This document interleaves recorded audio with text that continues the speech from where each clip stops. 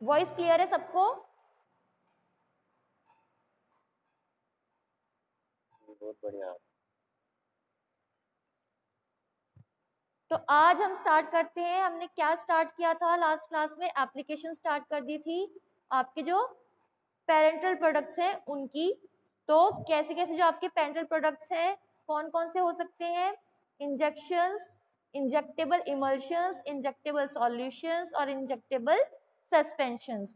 तो उनका pre formulation assessment हम कैसे करेंगे? तो हेडिंग डालो, write down pre formulation, pre-formulation assessment, pre-formulation assessment। Assessment यानी क्या? उसका हम एवेल्युएशन करेंगे। तो कौन कौन से पैरामीटर्स का हम एवेल्युएशन करेंगे वो चीज हम इसमें पढ़ेंगे। तो इसमें लिखो it is an information, it is an information gathering process, information gathering process to ensure good afternoon, it is an information gathering process to ensure that all the information is in place to begin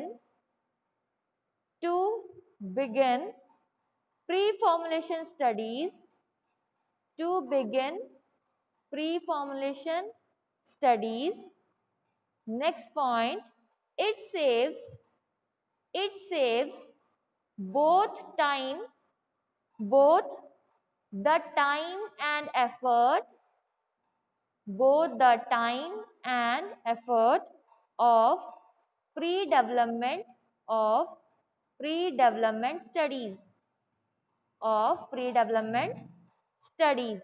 तो pre formulation assessment है क्या? ये एक तरीके का record है। पहले से ही प्री फॉर्मुलेशन स्टडीज करने से पहले हम क्या करेंगे? एक इंफॉर्मेशन गैदर करेंगे। गैदर मीन्स इकट्ठा करना। तो इंफॉर्मेशन को इकट्ठा करेंगे। कैसा इंफॉर्मेशन? कि हम किस पेरेंटल प्रोडक्ट्स की कौन सी स्टडीज, कौन कौन से प्री फॉर्मुलेशन स्टडीज हम करेंगे। तो पहले से ही उसका एक इंफॉर्मेशन डाटा बना देते हैं ताकि हम इंश्योर कर सकें कि जो आपका इंफॉर्मेशन हम जो कलेक्ट कर रहे हैं, क्यों करते हैं? ताकि पहले से ही pre development of pre formulation studies, पहले से ही प्री फॉर्मुलेशन स्टडीज करने से पहले हम सारा इंफॉर्मेशन कलेक्ट कर लें कि हमें कौन कौन सी जो आपकी स्टडी है प्री फॉर्मुलेशन करनी है, ताकि हमारा टाइम बच सके और एफर्ट बच सके। जो आपका प्री डेवलपमेंट साइंटिस्ट है उसका टाइम और एफर्ट दोनों बच सके, इसलिए हम प्री फॉर्मुलेशन असेसमेंट करते हैं। तो नेक्स्ट हेडिंग डालो, information taken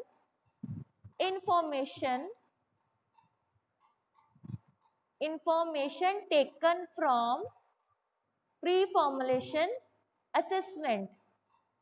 information taken from preformulation assessment.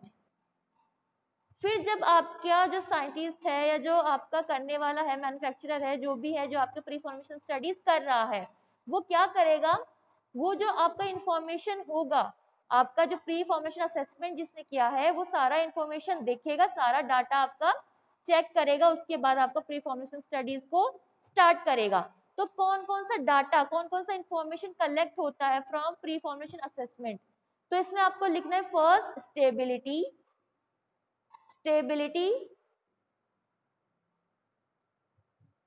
First point stability. Stability में लिखो most important piece of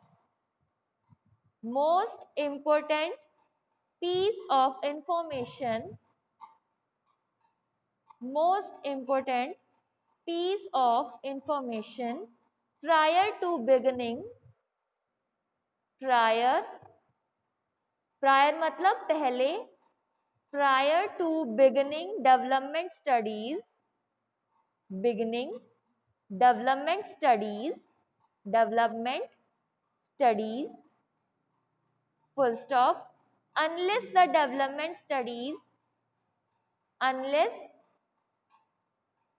the development scientist, unless the development scientist can detect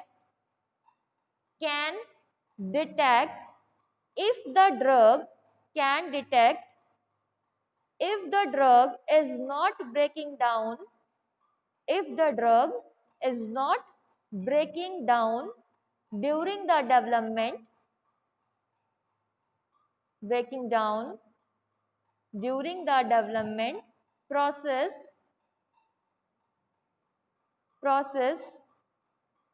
comma, it is useless to proceed, it is useless to proceed. Second point, thermal stability, thermal stability, thermal stability में लिखो, does the drug degrade in, does the drug degrade in response to high temperature, response to high temperature. तो इसमें क्या होगा, आपको pre formulation assessment में आपको information पहले से ही देंगे. तो फर्स्ट है स्टेबिलिटी. स्टेबिलिटी में क्या है, आपका जो मोस्ट इंपोर्टेंट जो फैक्टर है वो है स्टेबिलिटी. तो अगर आपका प्री फॉर्मुलेशन असेसमेंट करते हुए कोई भी ड्रग ब्रेक डाउन हो जाती है या फिर अपनी प्रॉपर्टीज को डिग्रेड करने लगती है, यानी कि वो अपनी स्टेबिलिटी को खो चुकी है, तो उसका क्या फायदा है उसको आगे बढ़ाने का, आगे प्रोसीड करने का, उस ड्रग का क्या फायदा है, क्योंकि वो तो प्री फॉर्मुलेशन असेसमेंट करते हुए ब्रेक डाउन हो चुकी है. तो इसलिए हम क्या करेंगे, अगर कोई ड्रग ब्रेक डाउन हो जाती है तो हम उसको आगे प्रोसीड नहीं करेंगे. प्रोसीड मींस आगे उसको ना तो उसकी मैन्युफैक्चरिंग करेंगे ना ही उसकी प्री फॉर्मुलेशन स्टडीज करेंगे पहले ही, क्योंकि हमें पता लग चुका है प्री फॉर्मुलेशन असेसमेंट करते हुए हमें अगर पता लग गया है कि स्टेबिलिटी अपनी खो रही है ये ड्रग, तो हम उसको आगे प्रोसीड नहीं करेंगे. फिर सेकंड आती है थर्मल स्टेबिलिटी. तो थर्मल स्टेबिलिटी होता क्या है, किसी को पता है क्या होता है थर्मल स्टेबिलिटी? अगर किसी को पता है तो माइक ऑन करके बता सकते हो.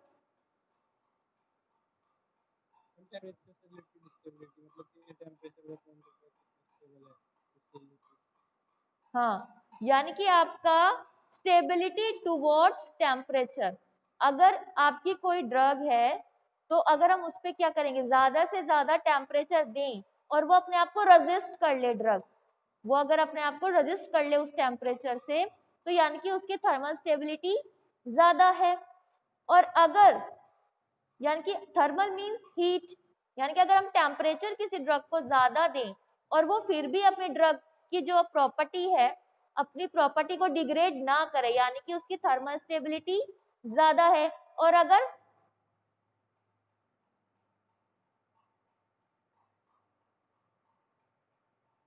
मुस्कान शर्मा, आप न्यू हो? मुस्कान शर्मा,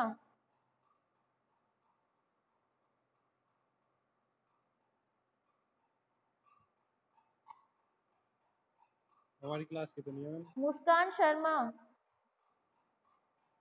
अपना इंट्रोडक्शन दीजिए आप माइक ऑन करके. मुस्कान, माइक ऑन करके. ये कौन,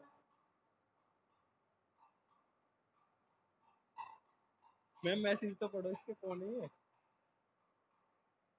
ये कोई लड़का तो नहीं है तुम्हारी क्लास का जिसको,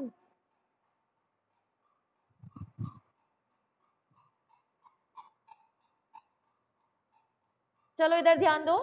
तो थर्मल स्टेबिलिटी यानी कि अगर हम किसी भी ड्रग को ज्यादा से ज्यादा टेम्परेचर अगर दें तो क्या होगा कि उसकी जो ड्रग की स्टेबिलिटी है वो उतनी ही रहे, यानी कि वो अपनी ड्रग को डिग्रेड ना करे. कोई नहीं अर्जुन, अब उसको रिप्लाई मत करो, मैंने उसको रिमूव कर दिया है क्लास से. ओके। ठीक है, तो वो हमारी थर्मल स्टेबिलिटी भी हम इसमें स्टडी करेंगे पहले से कि इसकी थर्मल स्टेबिलिटी कैसी है। तो थर्मल स्टेबिलिटी में हम प्री फॉर्मुलेशन असेसमेंट करते हुए क्या चेक करेंगे, क्या ड्रग डिग्रेड तो नहीं कर रही है आपके हाई टेम्परेचर पे। अगर डिग्रेड कर रही है यानी कि उसकी थर्मल स्टेबिलिटी कम है, तो हम ये चीज आपका प्री फॉर्मुलेशन असेसमेंट करते हुए चेक करेंगे। फिर थर्ड आपका फैक्टर, कौन सा फैक्टर हम चेक करेंगे, थर्ड है ऑक्सीडेशन पोटेंशियल। थर्ड है, लिखो, third oxidation potential. Oxidation potential में लिखो, does the drug degrade, does the drug degrade when exposed to oxygen। क्या हमारी ड्रग, हम क्या असेसमेंट करेंगे, क्या इवेल्युएट करेंगे, क्या हमारी ड्रग डिग्रेड तो नहीं कर रही अपनी प्रॉपर्टी ऑक्सीजन के ऑक्सीजन अगर है तो वहां पे हमारी ड्रग आपकी डिग्रेड तो नहीं कर रही है, ऑक्सीडेशन तो नहीं हो रहा है, ये चीज भी हम असेसमेंट करेंगे। Next factor, light stability. Light stability, light stability, light stability में लिखो, does the drug degrade, question mark लगाना है क्योंकि ये क्वेश्चन है। हम प्री फॉर्मुलेशन असेसमेंट करते हुए ये चेक करें क्या वो ड्रग डिग्रेड तो नहीं कर रही अपनी प्रॉपर्टीज, तो क्वेश्चन मार्क लगाना है। Does the drug degrade in the presence of light, in the presence of light.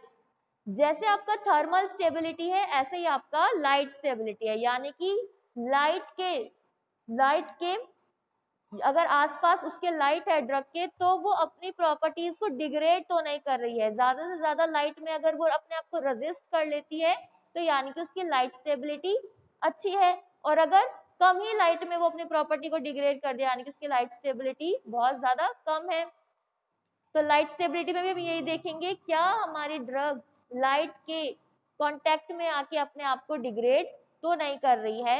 Next factor है bulk drug preparation. Bulk drug preparation, bulk drug preparation, इसमें लिखो how is the bulk drug, how is the bulk drug, क्या बोलना है, repeat कर देना। Bulk क्या बोलना है? Bulk drug, bulk BULK, bulk drug preparation. Bulk क्या होता है, यानी कि आपका जो भी कोई पाउडर है, रो मटेरियल है, वो पाउडर फॉर्म में है तो उसको हम बल्क बोल देते हैं, यानी कि उसका कोई डोजेस फॉर्म अभी तक नहीं बना है। तो जब तक उसका कोई डोजेस फॉर्म नहीं बना है उससे पहले वो बल्क फॉर्म में ही रहेगा। बल्क ड्रग प्रिपरेशन, इसमें लिखो how is the bulk, how is the bulk drug made, how is the bulk drug made, and are there any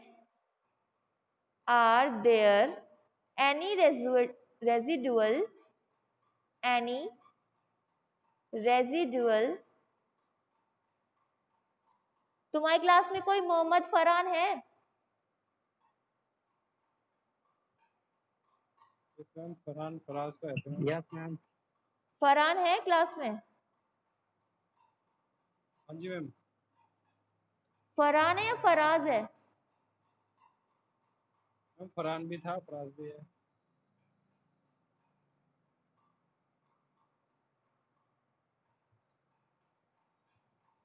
Farhan का तो नाम ही नहीं है अटेंडेंस रजिस्टर में। मैम था फर्स्ट ईयर में, अब पता नहीं है नहीं है। चलो लिखो बल्क ड्रग प्रिपरेशन में how is the bulk drug made and are there any residual, residual RESIDUAL, residual solvent present, solvent present from the manufacturing processes, from the manufacturing processes. तो इसमें क्या हो गया, जब भी हम कोई बल्क ड्रग का प्रिपरेशन करेंगे, यानी कि हम अगर कोई डोजेस फॉर्म बनाने जा रहे हैं, तो हम क्या देखेंगे कि कैसे हम उस बल्क ड्रग को बना रहे हैं, और क्या कोई रेसिडुअल मतलब कोई बचा हुआ सॉल्वेंट तो नहीं, ऐसा तो नहीं है कि जब हमने पेरेंटल प्रिपरेशन की बात हो रही है तो उसमें सॉल्वेंट यूज होंगे, तो वो कोई सॉल्वेंट का ऐसा तो नहीं है कि सॉल्वेंट का रेजिड्यू तो नहीं प्रेजेंट है। ये तुम्हारे क्लास के स्टूडेंट्स कैसे हो गए, मेरे नाम से ही आईडी बना ली है मतलब, और मेरे को रिक्वेस्ट भेज रहे हैं। किस तरह के स्टूडेंट है तुम्हारी क्लास में?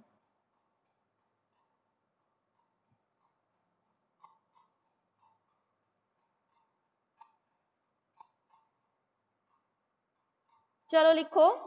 हाँ, तो मैं बता रही थी कि हम क्या चेक करेंगे कि आपका बल्क ड्रग कैसे बनेगा, और जो आपका रेजिड्यू है सॉल्वेंट में, ऐसा तो नहीं है कि रेजिड्यू बच गया, कोई रेजिड्यूअल बच गया सॉल्वेंट में और वो मैन्युफैक्चरिंग करते हुए रेजिड्यू आ गया, तो क्या होगा आपका, अगर रेजिड्यू प्रेजेंट होगा और पेरेंटल प्रोडक्ट में अगर प्रेजेंट होगा कोई रेजिड्यू, तो वो बहुत ज्यादा आपका हार्मफुल होगा, क्योंकि अगर रेजिड्यू रहा और वो सॉल्वेंट में रहा, तो जो भी अगर आपका इंजेक्टेबल सॉल्यूशन है या इमल्शन है, कुछ भी है, जब भी हम उसको इंजेक्ट करेंगे क्या होगा, वो आपका जो बचा हुआ पार्ट है जा करके आपका कोई भी हार्मफुल कॉज कर सकता है। तो ये भी चीज हमें देखनी होगी बल्क ड्रग प्रिपरेशन करते हुए। नेक्स्ट है, next heading, polymorph existence. Polymorph existence, polymorph existence में देखेंगे, डू अदर, इसमें लिखो डू अदर क्रिस्टलाइन फॉर्म। इस इंफॉर्मेशन को आप टेबल फॉर्म में भी बना सकते हो, एक में आप सारी फैक्टर्स लिख लेना, stability, thermal stability, oxidation potential, और एक साइड में जो आपका इंफॉर्मेशन है ये लिख लेना। Do other crystalline forms, do other crystalline forms of the bulk drug exist, do other crystalline forms of the bulk drug exist।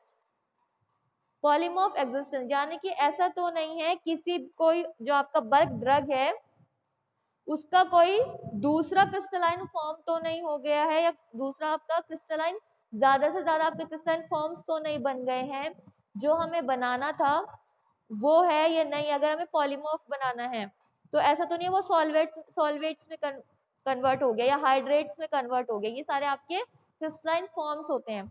तो ये चीज हम चेक करेंगे आपके इंफॉर्मेशन में। लास्ट आता है आपका पीकेए, पीकेए जिसको हम डिसोसिएशन कांस्टेंट बोल देते हैं, pKa.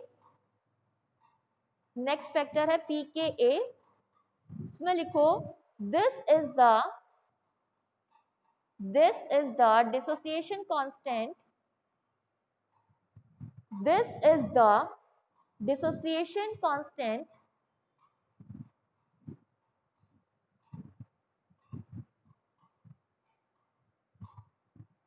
this is the dissociation constant for small molecules, for small molecules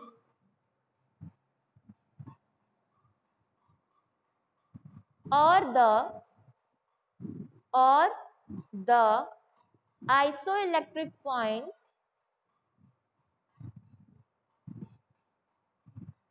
ये किस तरह के स्टूडेंट्स हैं तुम्हारी क्लास में, अलग अलग नाम से रिक्वेस्ट भेज रहे हैं, ऐसे तो क्लास भी डिस्टर्ब होगी। कौन बच्चे हैं ये तुम्हारी क्लास के?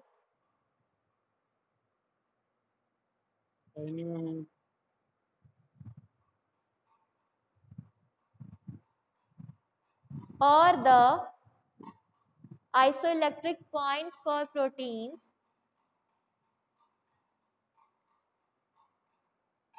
full stop, this provides information, this is the dissociation constant for small molecules or the isoelectric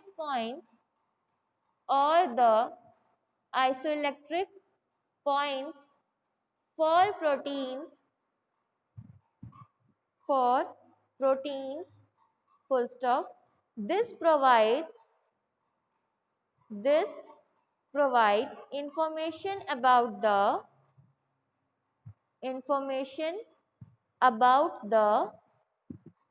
solubility of the bulk drug, isoelectric point क्या होता है, आपने पहले भी पढ़ा होगा। आइसोइलेक्ट्रिक पॉइंट वो पॉइंट होता है यानी कि जहां पे आपका पीएच जो है उस पे क्या हो, जो आपका इलेक्ट्रिकल चार्ज हो वो न्यूट्रल हो जाए। तो इसमें क्या होगा, पीके की स्टडी में क्या करेगा, ये आपका जो डिसोसिएशन कांस्टेंट है ये आपका प्रोवाइड कराएगा एक इंफॉर्मेशन अबाउट द सॉल्युबिलिटी, यानी कि डिसोसिएशन कांस्टेंट क्या होता है, डिपेंड करता है आपका सॉल्युबिलिटी कैसी होगी या कैसी नहीं होगी। जो आपकी सॉल्युबिलिटी है वो डिपेंड करेगी आपकी पीके वैल्यू पे। तो इससे क्या होगा, पीके वैल्यू निकालने से हम ये असेसमेंट कर सकते हैं कि हमारी ड्रग की, बल्क ड्रग की सॉल्युबिलिटी कैसी होगी। तो अब नेक्स्ट हेडिंग आती है आपकी प्री फॉर्मुलेशन डेवलपमेंट। ये था आपका information taken from preformulation assessment. अब आता है प्री फॉर्मुलेशन डेवलपमेंट। इसमें लिखो pre formulation studies are design to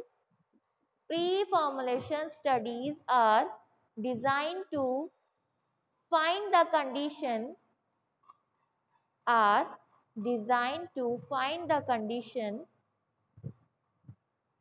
in which the drug molecule is most stable.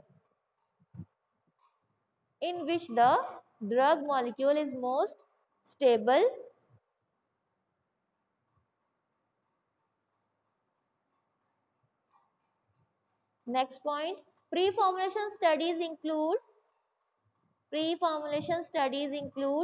first solubility, second stability, second stability,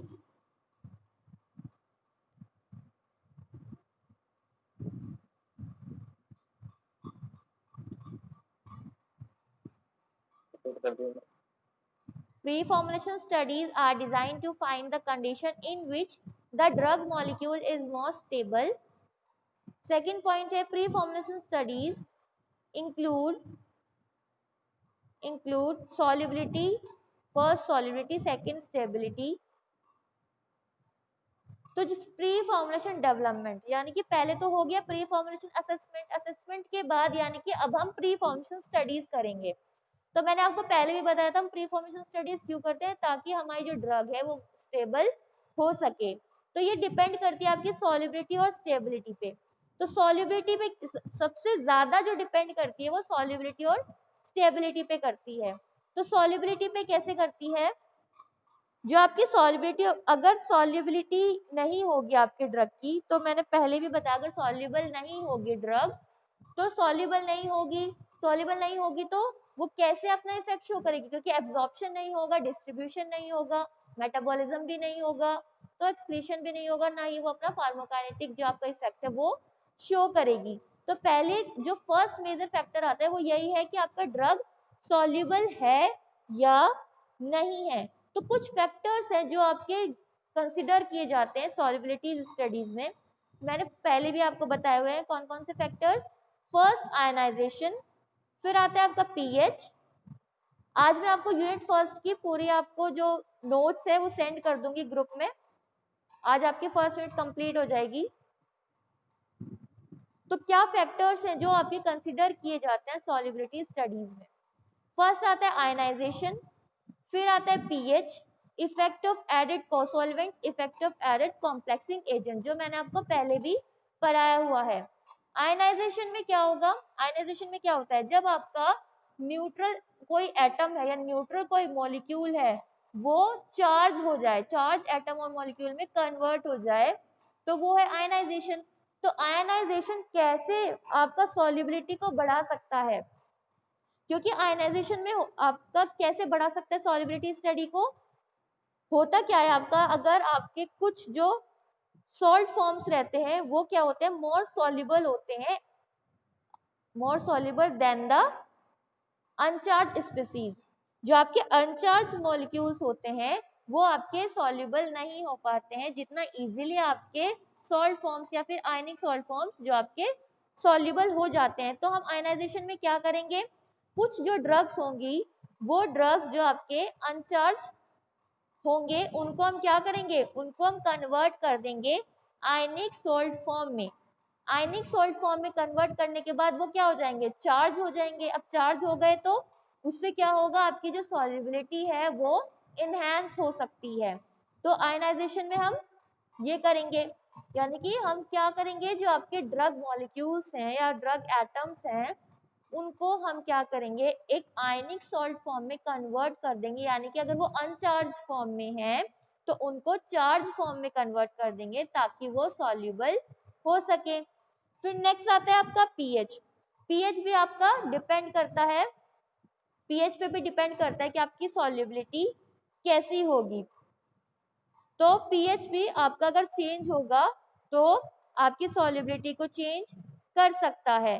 तो फिर आता है आपका को-सॉल्वेंट। को-सॉल्वेंट का क्या काम है, को-सॉल्वेंट का काम है कि आपका जो सॉल्वेंट है, प्राइमरी जो सॉल्वेंट है यानी कि जो आपने फर्स्ट सॉल्वेंट ऐड किया है उसमें छोटे से अमाउंट में हम को-सॉल्वेंट को ऐड करते हैं ताकि हम सॉल्युबिलिटी को इंक्रीज कर सकें। को-सॉल्वेंट का क्या काम है, प्राइमरी सॉल्वेंट में हम मिक्स कर देते हैं को-सॉल्वेंट, और ये ज्यादा अमाउंट में नहीं करती हैं, सिर्फ छोटे ही अमाउंट में इसको ऐड करते हैं ताकि जो आपका सॉल्वेंट है अगर वो मिसिबल नहीं है, सॉल्युबल नहीं है तो वो सॉल्युबल हो जाए। तो इंक्रीज करते हैं हम इसकी सॉल्युबिलिटी को-सॉल्वेंट ऐड करके। ऐसे ही कॉम्प्लेक्सिंग एजेंट भी हम इसलिए ही ऐड करते हैं। कॉम्प्लेक्सिंग एजेंट का क्या काम होता है, कॉम्प्लेक्स बनाना।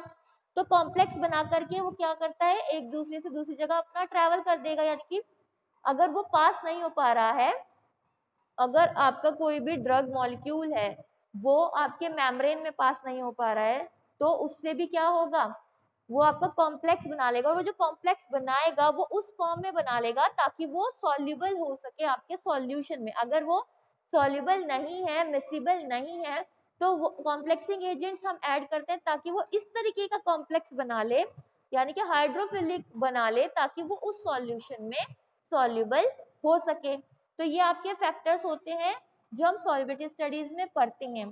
फिर आता है कि हम अगर स्टडी कैसे करेंगे, स्टेबिलिटी अगर हम करें तो स्टेबिलिटी कैसे करेंगे। अगर हमने बात की पहले थर्मल स्टेबिलिटी की, लाइट स्टेबिलिटी की, तो हम क्या करेंगे, कैसे करेंगे, थर्मल स्टेबिलिटी को चेक करने के लिए हम क्या करेंगे, सैंपल बनाएंगे। एक सैंपल बनाने के बाद हम उसको डार्क जगह पे रखेंगे और nitrogen pursued environment, nitrogen pursued environment में रखेंगे। नाइट्रोजन पर्स्ड एनवायरनमेंट होता क्या है, जब मैं नोट्स दूंगी, जब आप नोट्स पढ़ोगे तो उसमें जब आएगा लिखा हुआ नाइट्रोजन पर्स्ड एनवायरनमेंट तो कंफ्यूज मत होना, मैं अभी आपको बता दे रही हूँ।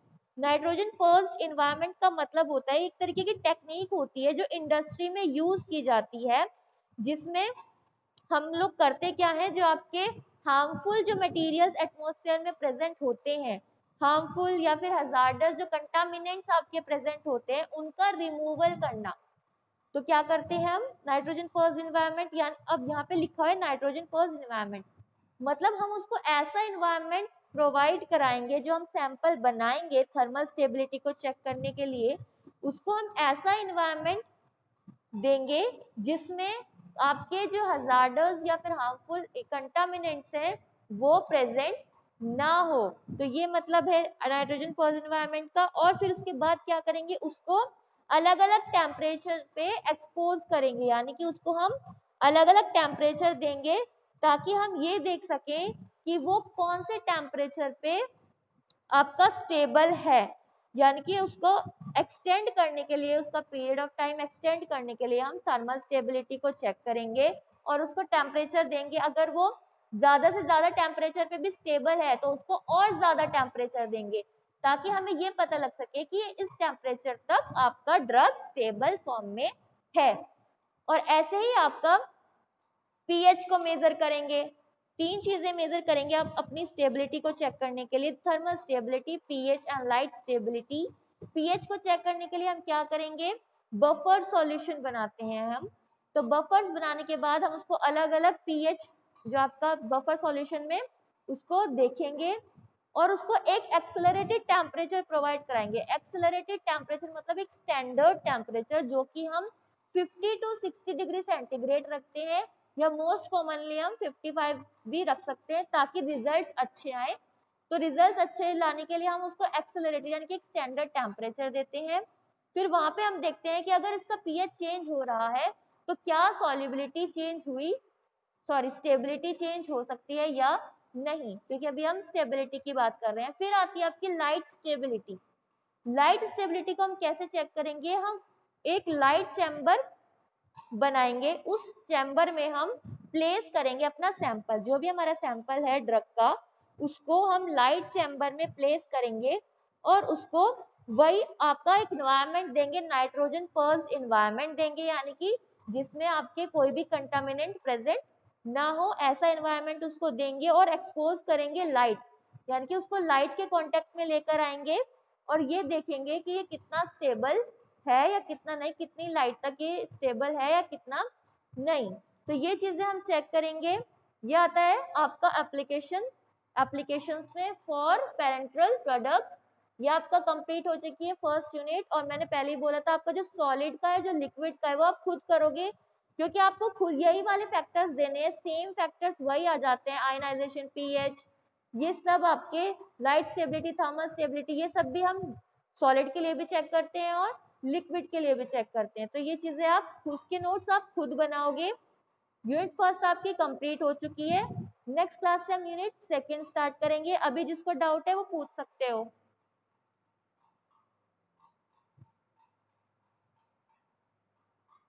डाउट है किसी को या अटेंडेंस लूं? ये तो मैम देख रहा हूँ।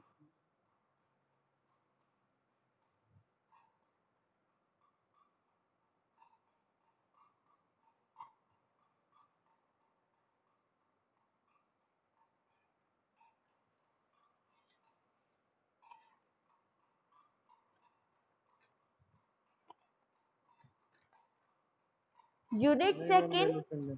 यूनिट फर्स्ट में हमने पढ़ा प्री फॉर्मुलेशन स्टडीज के बारे में, physical properties, chemical properties, BCS classification. इसमें मैं इंपॉर्टेंट बता देती हूँ कि आपका BCS classification is most important topic. फिर आपका आता है फिजिकल प्रॉपर्टीज और केमिकल प्रॉपर्टीज में भी आपसे एक दो क्वेश्चन पूछ लेते हैं, पॉलीमॉर्फिज्म के बारे में पूछ सकते हैं या फिर आपके सॉलिबिलिटी प्रोफाइल के बारे में पूछ सकते हैं। तो ये चीजें इनमें से आपको क्वेश्चन आ सकता है। फिर आपका सेकेंड यूनिट हम दूसरी क्लास से हम स्टार्ट करेंगे, नेक्स्ट क्लास से स्टार्ट करेंगे सेकेंड यूनिट, जो कि आपके टैबलेट्स। तो ये आपके अब इंटरेस्टिंग टॉपिक स्टार्ट होने वाला है, तो ध्यान से आप सुनना क्योंकि फिर आपकी इंडस्ट्री में भी काम आएगा।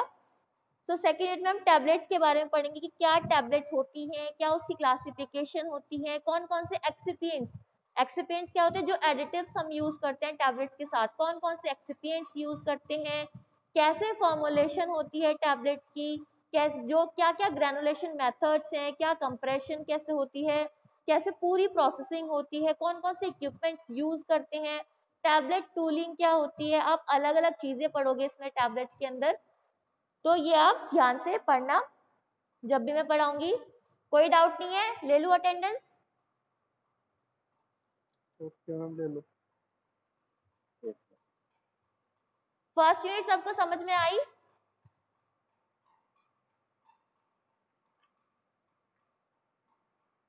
सबको समझ में आई? यस और नो? Yes ma'am. और किसी को समझ नहीं आई है? सिर्फ अर्जुन को ही समझ में आई है? चंदन, देवांशु, दीपांशु,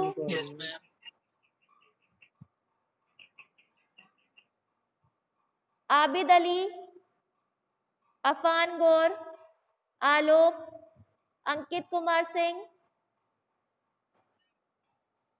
अंकित Kumar Singh, Arjun, present ma'am. Baburam Gupta,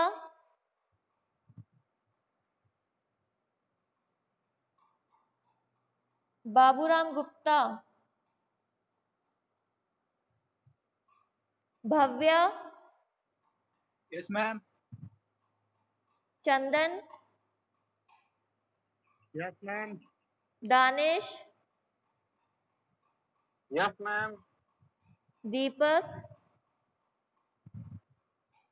Devanshu, present ma'am. Deepanshu, present ma'am. Farid, present ma'am. Gaurav, ma'am मेरा प्रेजेंट लगा दो। कहाँ थे तुम? मैम मैं माइक ऑन कर रहा था, फट गया उसमें। ठीक है, लग गई है present.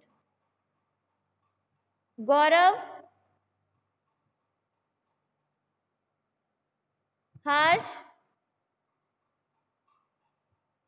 Yes ma'am. Himanshu, Ibtisham, Jaya,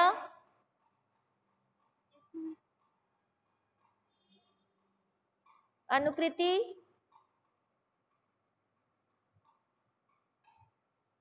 शीतल, Maharshi, yes ma'am. Mayank, yes ma'am. Adil, yes ma'am. Mohammad Adil, yes ma'am. Tabish, Mohammad Adil. हाँ, 2 आदिल है ना तुम्हारी क्लास में? Yes ma'am. तुम कौन से वाले? फर्स्ट वाले? Yes. Okay. Mohammad Azad, Faraz, Zishan, Monish, Nikhil, Paramjeet, yes ma'am. Rohit Kumar, ma'am Ram Kumar की रहेगी। Ram Kumar, yes ma'am. Rohit Kumar, Shakib, Shivam, Shweta. Shivam time पे आया करो क्लास में। मैम मेरे पास लिंक नहीं आता। क्यों, ग्रुप में नहीं ऐड हो तुम? पता नहीं मैडम, मेरे पास लिंक ही नहीं आता। कोई बंदा सेंड करेगा तब मुझे पता चलेगा। ग्रुप में ऐड नहीं हो तुम? क्लास जो आपके 3rd ईयर का ग्रुप है। No ma'am. तो सर को बोलो कि आपको ऐड करेंगे उसमें। मैम बोल रहा था, मीनाक्षी मैडम को भी बोल रहा था पहले। ठीक है, मैं बोल देती हूँ मीनाक्षी मैम को कि तुम्हें ऐड कर लेंगी ग्रुप में। Shweta, Sumaiya, Suraj, Tarun, yes ma'am. Tushar, present ma'am. Vishal, yes ma'am. Vishwajeeta, Yes, ma'am. Okay class, thank you.